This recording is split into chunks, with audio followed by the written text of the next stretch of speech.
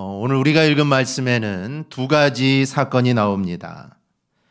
하나는 제자들과 배로 이동할 때 큰 광풍을 만나는 사건이고, 다른 하나는 몹시 사나운 귀신 들린 자를 만나는 사건입니다. 이 두 사건의 결과는 말씀드리지 않아도 아마 잘 아실 겁니다. 큰 풍랑을 잔잔하게 만드셨고, 또 사나운 귀신들을 돼지떼에게로 보내시게 됩니다. 누가 봐도 사실 놀라운 일입니다. 사실 누구도 하지 못했던 그런 권능을 나타내신 것이죠. 이렇게 오늘 본문은 예수님의 권능에 대해서 우리에게 잘 드러내고 있습니다. 그런데 이 사건은 우리가 이 말씀의 흐름 속에서 사실 살필 필요가 있습니다. 우리가 지난 시간에 이 그리스도를 따르는 제자도에 대해서 살펴보았습니다. 오늘 본문도 그 연장선으로 보면 우리가 좋을 듯합니다. 이 본문에서 우리는 예수님의 권능을 보게 되는데, 이를 그저 놀라운 사건으로만 봐서는 안 됩니다. 즉, 참된 제자라는 관점에서 예수님의 권능을 우리가 어떻게 바라봐야 할까? 우린 그런 생각들을 해야 합니다. 사실 우리는 하나님 말씀을 대할 때든지 아니면 우리가 정말 놀라운 일을 겪을 때 사실 놀라운 일에 관심을 가져서는 안 됩니다. 물론 세상 사람들은 그럴지 몰라도 우리는 그 이면까지 우리는 볼 수 있어야 합니다. 그저 놀라는 것이 아니라 왜 주님께서 이 시간에, 그리고 왜 여기에서 이런 이적을 행하셨는가, 우리는 그 뜻을 우리는 볼 수 있어야 합니다. 여러분, 그래야 주님의 제자인 것이죠. 즉, 세상 사람들은 놀라지만 주님의 제자라면 왜 주님이 여기에 오셨고 왜 이런 일을 행하셨는지 그 이면에, 즉 주님이 일을 행하신 이유까지도 사실 볼 수 있어야 그 사람이 주님을 따르는 이 제자입니다. 이런 관점에서 오늘 우리는 본문에서 어떤 것들을 이야기할 수 있을까요? 첫째, 주님의 권능은 자연 질서를 뛰어넘는다는 것을 우리는 보게 됩니다. 사람들과 대화를 마치신 예수님께서 배에 오르시게 됩니다. 그리고 많은 사람들이 이미 예수님께 몰려왔죠. 사실 예수님이 배에 오르신 것은 사실 사람들이 너무 많이 몰려왔기 때문에 배에 오르신 겁니다. 그리고 거기에서 제자들에게 무언가를 좀 하고 싶었던 것이죠. 그런데 사람이 너무 많다 보니까 제자들에게 뭔가를 하시기가 쉽지 않았습니다. 그래서 제자들에게 건너편으로 갈 것을 명을 하시게 되죠. 그런데 제자들과 떠나기 전에 한 서기관이 예수님을 붙잡고 이 따르는 것에 대해서 이야기를 합니다. 그래서 예수님은 그 서기관과 함께 이야기를 한 후에 이 건너편으로 가시려고 배에 오르게 됩니다. 우리가 전후 문맥으로 볼 때 이 갈릴리 북서쪽, 즉 가버나움 근처 해변에서 배에 오르셨다가 이 가다라 지방을 향했던 것 같습니다. 그런데 사실 이 갈릴리 바다는 해수면보다 약 200m 낮은 분지에 이 자리를 잡고 있습니다. 그래서 주변은 또 산으로 둘러싸여 있죠. 그래서 북쪽으로는 헐몬산이 위치하고, 또 동쪽으로는 골란고원이 있고, 서쪽으로는 이 갈릴리 산지가 있습니다. 이렇게 높은 산으로 둘러싸여 있다 보니까 이 찬 공기와 따뜻한 공기가 이 부딪힐 때가 참 많습니다. 그리고 이 바람이 부딪힐 때 생각지 못한 이 풍랑을 일으키곤 한다는 것이죠. 이런 모습은 오늘날도 똑같습니다. 성지순례를 가거나 아니면 갈릴리 바다를 볼 때 생각지도 못한 바람들이 분다는 것이죠. 사실 호수는 바람이 그렇게 불지도 않고, 호수는 바람이 분다고 해도 그렇게 사납게 불지 않습니다. 그래서 갈릴리를 호수라고도 하지만 또 갈릴리 바다라고 하는 이유가 여기에 있습니다. 그만큼 이 바람이 불고 풍랑이 일고, 그래서 작은 어선들은 어려움을 당하는 경우가 종종 있습니다. 아마 예수님과 제자들이 오르신 배가 그런 종류의 배, 아마 작은 어선이었을 겁니다. 그리고 그날 역시 예상치 못한 바람이 불게 되죠. 바다에 큰 놀이 일어나 배가 물결에 덮일 정도입니다. 제자들은 사실 대부분 나름대로 그 갈릴리에서 고기를 잡는 어부들입니다. 즉 베테랑들이죠. 그래서 풍랑이 일 때 비켜나가려고, 또 안전을 확보하려고 갖은 노력을 다했을 겁니다. 하지만 이번만은 이게 역부족이었던 것이죠. 그런데 물결이 배를 덮을 정도인데 주님은 아랑곳하지 않고 주무시고 계십니다. 그래서 제자들이 주님을 깨우죠. 주여 구원하소서, 우리가 죽겠습니다.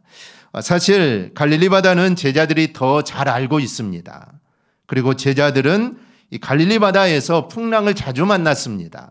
그리고 풍랑을 이기는 방법도 적어도 풍랑 속에서 죽지 않는 방법, 이거는 당연히 예수님보다는 제자들이 더 잘 알기에 예수님이 더 알지는 않았을 겁니다. 그런데 예를 써도 이게 소용이 없는 겁니다. 예전 같으면 이 정도 하면은 풍랑을 벗어나기도 할 텐데 이번만은 소용이 없었던 것이죠. 자신들이 그동안 경험했던 풍랑과는 이게 전혀 달랐던 겁니다. 이 바다에 빠질 것 같습니다. 이제 곧 죽을 것 같죠. 그제서야 그들은 예수님이 생각이 났습니다. 처음에 아마 제자들은 예수님이 뱃사람이 아니니까 뭐 별로 도움이 되지 않을 거라고 생각을 했지만 이 죽을 것 같으니까 예수님이 생각이 납니다. 그리고 바로 전에 예수님이 병자도 고치시고 또 귀신도 쫓아내시고 이런 놀라운 일을 하셨기 때문에 그래서 아마 예수님이라면 정말 뭐라도 하실 수 있을 것 같아서 제자는 급히 예수님을 깨우며 자신들 구원해 달라고 말을 합니다. 그렇다고 이게 예수님을 깨우는 제자들의 믿음이 있었던 건 아닙니다. 제자들은 공생애를 다 거치고 그리고 오순절 성령 강림 이후에야 우리가 오늘날 아는 그 사도라는 이름에 걸맞는 믿음의 행보를 하게 되죠. 그런데 지금은 그런 모습이 아닙니다. 이런 제자들에게 보이신 주님은 이렇게 말씀하시죠. 어찌하여 무서워하느냐? 믿음이 작은 자들아. 나와 함께 하는데 왜 무서워하느냐? 도대체 너희들에게 믿음이 있는 거냐? 이렇게 주님은 제자들을 책망하십니다. 하지만 이 책망은 비난이나 정죄가 아닙니다. 이 사람들은 부족한 사람을 보면 비난하거나 때에 따라서는 정죄하죠. 그러면서 정의를 말하는 거라고 또 진리를 말하는 거라고 합니다. 그런데 사실 이런 비난과 정죄로는 여러분 생명을 살리지 못합니다. 변화를 일으키지 못하죠. 분명 예수님은 제자들을 책망하지만 비난이나 정죄가 아니라 사랑이 그 안에 담겨져 있습니다. 즉 그 사랑으로 그들을 성장시키고 그들을 자극하는 것이죠. 이렇게 생명과 사랑으로 주는 자극이 변화를 일으키고 또 생명을 갖게 합니다. 이런 경험을 통하여 사실 지금 제자들은 너무나 부족하죠. 지금 제자들의 믿음은 사실 초보입니다. 지금은 바람이 불어도 벌벌 떱니다. 주님이 곁에 있는데도 그들은 벌벌 떨죠. 하지만 후에 어떻게 됩니까? 이들 중에는 십자가에 거꾸로 달리기까지 하는 위대한 사도가 나오기도 합니다. 사실 하나님은 우리를 말씀을 통해 우리를 책망하십니다. 하지만 말씀을 통한 그 책망은 사랑의 외톨이죠. 정말 우리를 사랑하시기 때문에 하나님은 우리를 책망하시는 겁니다. 왜냐하면 그렇게 살아서는 안 되기 때문이죠. 우리가 하나님의 자녀인데 우리가 그렇게 사는 것은 안 되기 때문에 하나님 말씀을 통해서 우리를 늘 책망하십니다. 하지만 그 책망은 사랑의 책망이라는 것이죠. 그 사랑이 우리를 성장케 하는 것이고 또 우리를 하나님의 일꾼으로 우리를 세워주시는 겁니다. 그러니 우리의 필요한 것은 하나님 말씀 앞에 겸손히 서는 게 사실 우리에게 필요합니다. 저 하나님 말씀을 두시고 또 말씀을 통하여 나를 책망하시고 또 나를 사랑으로 대하실 때 그 말씀을 내가 받고 그 말씀에 온전히 서게 될 때 우리는 하나님의 일꾼으로 또 우리의 믿음은 성장하게 됩니다. 그리고 주님은 이어 무엇을 하십니까? 일어나서 바람과 바다를 꾸짖습니다. 사실 바람과 바다는 꾸짖는 대상이 아니죠. 꾸짖는다고 해서 어떻게 변화되는 게 아닙니다. 사람이야 꾸짖고 그러면 변화될 수도 있지만 이 바람과 바다는 꾸짖는다고 해서 어떻게 되는 게 아닙니다. 그런데 주님이 바람과 바다를 꾸짖죠. 그랬더니 바람과 바다가 아주 잔잔하게 됩니다. 사실 제자들은 예수님이 무언가를 좀 해주실 것을 바랬지만 사실 이런 일이 일어날 거라는 것은 그들은 꿈에도 생각하지 못했을 겁니다. 바람과 바다를 꾸짖자 자신들이 다룰 수 없던 바람과 바다가 잔잔하게 됩니다. 그래서 제자들이 놀란 것이죠. 서로 이렇게 말합니다. 이가 어떠한 사람이기에 바람과 바다도 순종하는가. 즉 아직까지 제자들은 예수님이 누군지 정확하게 모르고 있는 것입니다. 만약에 그들이 이 예수님이 하나님이시고 하나님의 아들이라는 것을 그들이 확실하게 믿었다면 사실 이런 일을 경험하고 사실 놀랄 일이 아닙니다. 하나님은 창조주이지 않습니까? 그 창조하신 분이 창조물을 다룬다는 것은 이거는 뭐 그냥 이루어지는 일이죠. 그렇기 때문에 믿음이 있었다면, 하나 주님을 창조주로 알았다면 사실 놀랄 일도 아닙니다. 하지만 그들에게는 아직 이런 믿음이 아직은 없었다라는 것이죠. 예수님이 풍랑을 잔잔하게 하신 사건은 요나서 1장에 나오는 요나의 이야기와 거의 비슷한 구조를 가지고 있습니다. 유사점을 살펴보면 먼저 예수님이 탄 배가 풍랑을 만났듯이 요나도 풍랑을 만나죠. 예수님 풍랑이 일고 있었음에도 예수님이 배에서 주무시고 계셨고 요나도 마찬가지입니다. 요나도 잠을 자고 있죠. 배에 탄 제자들이 예수님을 깨웠듯이 요나도 잠을 자고 있자 다른 사람들이 깨웁니다. 근데 본문에 기록된 대로 풍랑을 잠잠케 하는 방법에서는 두 사건은 판이하게 다르죠. 요나는 자신이 제물이 되어 바다로 들어갔지만 예수님께서는 말씀의 권위로 바람과 바다를 다스립니다. 그런데 마태가 이렇게 예수님의 풍랑을 잔잔케 하는 사건을 요나의 사건과 비슷한 구조로 저술한 데는 이유가 있습니다. 왜냐하면 이 마태복음의 1차 독자는 유대인들입니다. 그런데 유대인들은 이 요나서 이야기는 아주 친근한 이야기죠. 아마 어렸을 때부터 우리 찬송가에 있듯이 어머니의 무릎에 앉아서 아마 이 요나 이야기를 계속 들었을 겁니다. 그런 사람들이 유대인이죠. 그래서 요나가 무슨 어떤 사람인지 또 어떤 일을 했는지 그들은 잘 알고 있죠.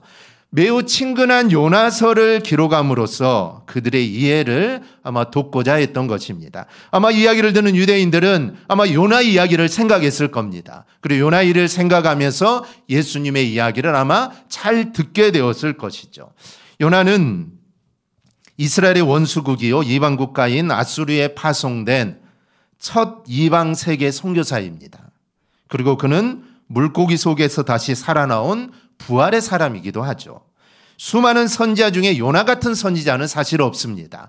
구약의 에레미야나 이사야 못지않은 위대한 하나님의 사역자가 요나입니다. 그런데 마태는 이야기를 하면서 요나보다 더 큰 이가 주님이시다라고 하는 것입니다.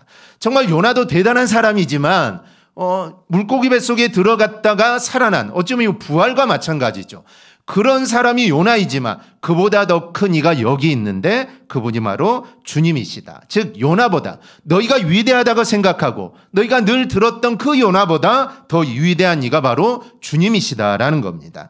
주님이 바로 이런 분인데 사실 제자들은 아직 주님을 제대로 알지 못합니다.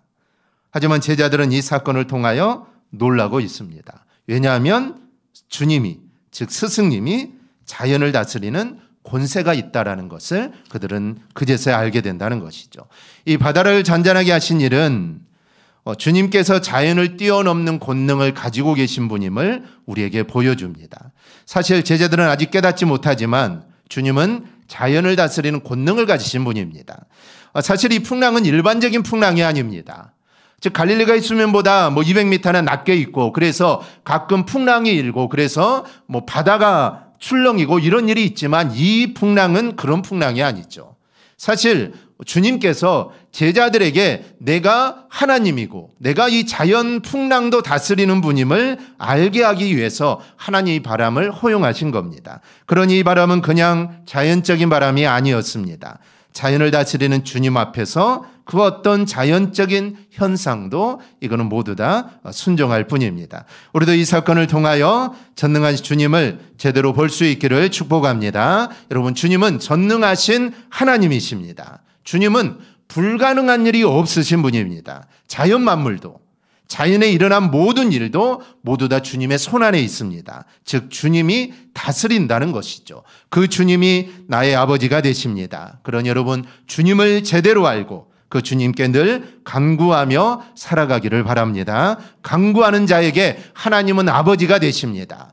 우리가 아버지께 간구하는 것이지 않습니까? 남의 부모에게 남의 아버지에게 내가 필요한 것을 말하는 아들, 딸은 없습니다. 내 아버지니까 내 부모니까 내가 필요한 것을 아뢰는 것 아닙니까? 그래서 우리의 기도는 우리의 간구는 하나님이 나의 아버지가 되신다라는 것을 내가 나타내는 것입니다. 그래서 우리가 하나님을 아버지로 안다면 하나님을 나의 영적인 아버지로 안다면 우리는 그 주님께 간구해야 합니다. 그러면 그 간구를 들으신 하나님께서 반드시 우리의 간구에 응답해 주실 줄 믿습니다. 둘째로 주님의 권능은 영적인 존재를 뛰어넘는 것을 보여줍니다.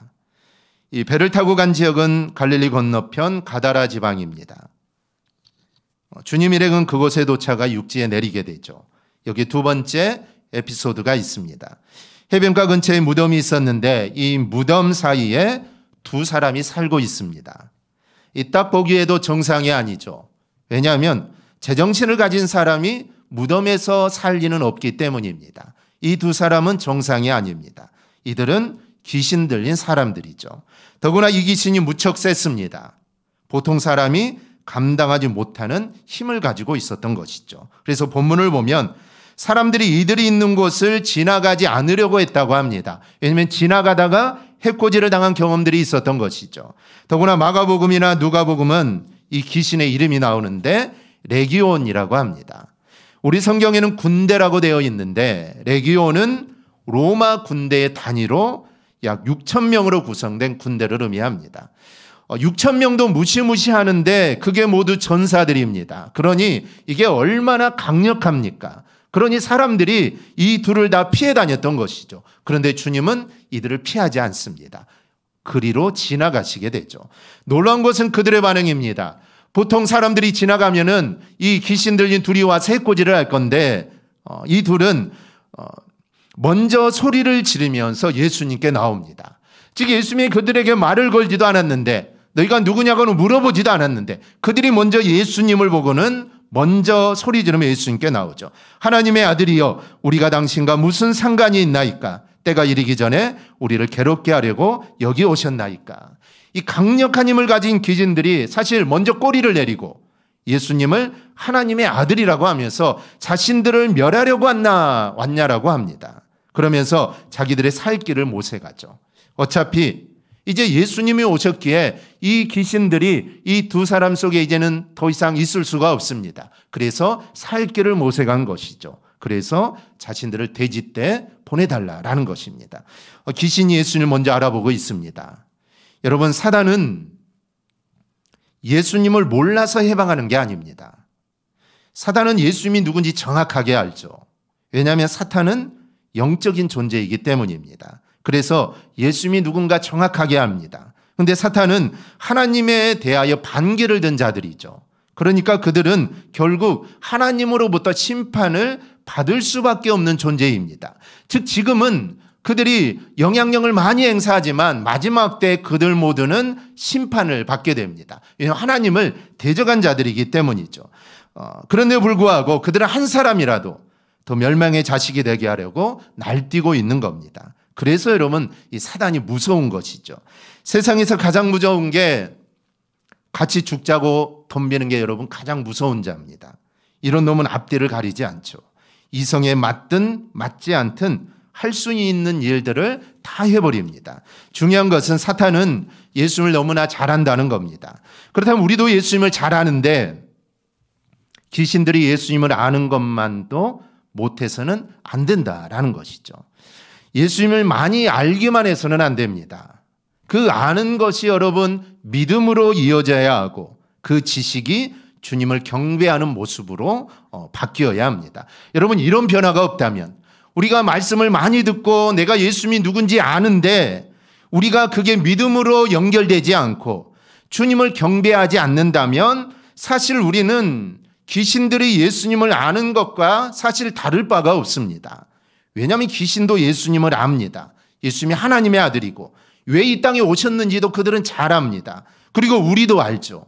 귀신들이 아는 것처럼 주님이 누구인지 압니다. 그런데 귀신들은 알고 있어도 변화되지 않습니다. 그들은 변화되고자 하는 마음이 없죠. 즉 하나님이 무서운 것도 알고 하나님이 자신들을 멸할 수 있는 그 신이라는 것도 알고 이 예수님이 하나님의 아들이고 예수님의 말 한마디면 자신들은 돼지떼에 들어가야 된다는 것을 알지만 그들은 변화되지 않습니다. 변화되고자 하는 마음이 없죠. 만약 우리가 알고 있는 것에 멈춘다면 우리는 귀신과 다를 게 없다라는 겁니다. 그래서 우리는 예수님을 아는 것에 멈춰서는 절대로 안 됩니다. 아는 만큼 움직여야 하고 아는 만큼 행동해야 하고 또 아는 만큼 우리는 열매를 맺어야 합니다. 그래 여러분, 진정한 우리가 하나님의 자녀라고 할 수가 있습니다. 이제 예수님은 귀신에게 가라고 하시죠. 이 귀신들은 예수님을 이길 수 없다는 것을 알고 살 길을 찾아 돼지떼에게 보내달라라는 겁니다. 그런 상황에서 예수님이 가라고 하시자 저들은 쪼르르 돼지떼에게 가죠. 이 깜짝 놀란 돼지들은 어찌할 바를 몰라 하다가 물속에 모두 다 빠져 죽게 됩니다. 여기서 확실하게 드러나는 것은 예수님의 영적인 권능입니다.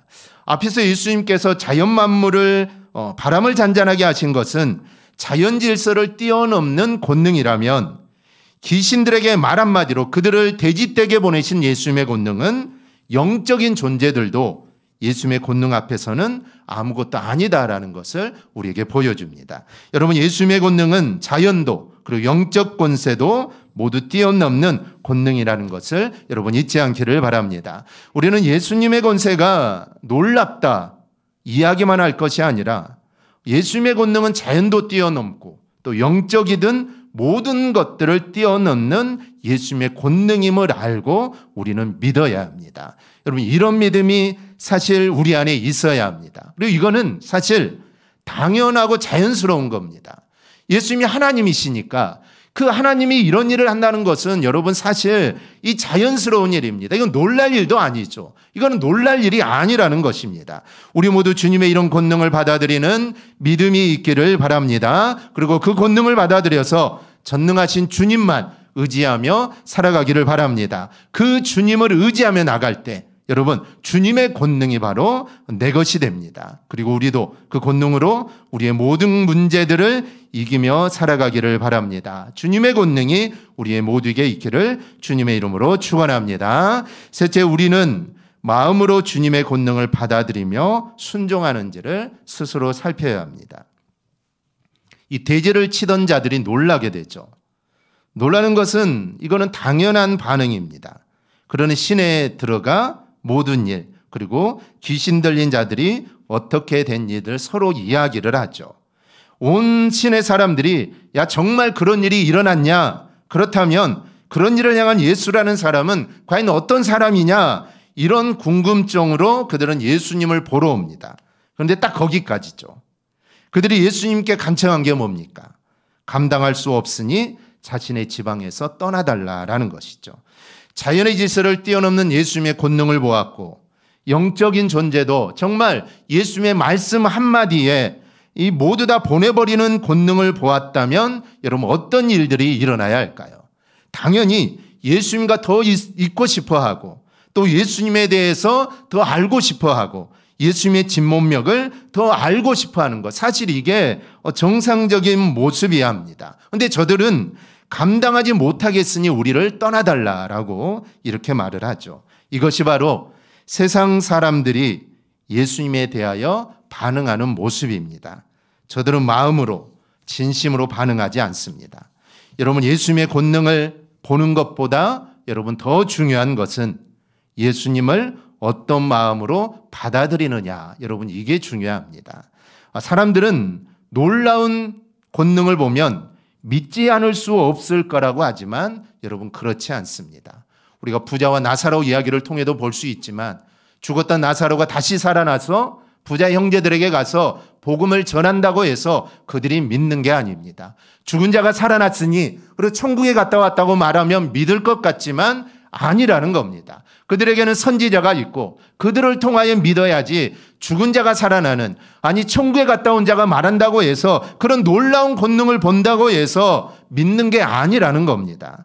본문을 보듯이 놀라운 것을 경험하였음에도 그들은 마음으로 받아들이지 못합니다. 그런 일을 겪었다면, 그런 일을 두 눈으로 보았다면 예수님을 받아들여야 할 텐데 그들은 오히려 예수님을 더 멀리합니다. 그냥 있었으면 그냥 주님이 지나가는 것을 지켜봤을 텐데 그런 권능을 보고도 주님을 받아들이지 못하고 오히려 그들은 도망갑니다.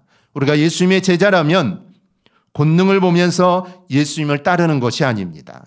우리는 하나님의 약속의 말씀을 보면서 예수님을 신뢰함으로 예수님을 따라야 될 줄 믿습니다. 이게 바로 우리가 마음으로 주님을 영접하는 것입니다. 여러분, 순수한 믿음은 예수님의 모습을 그대로 받아들이는 겁니다. 예수님이 약속된 메시아이시니 예수님이 하시는 일을 찬송받으실 만하다고 마음으로 받아들이는 것입니다.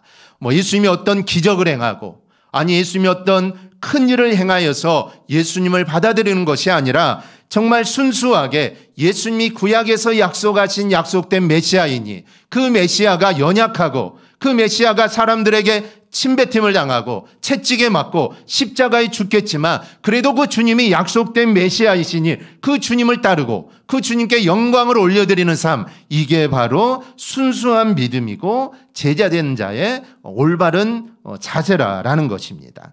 여러분, 이적인 믿음을 만들어내는 게 아닙니다.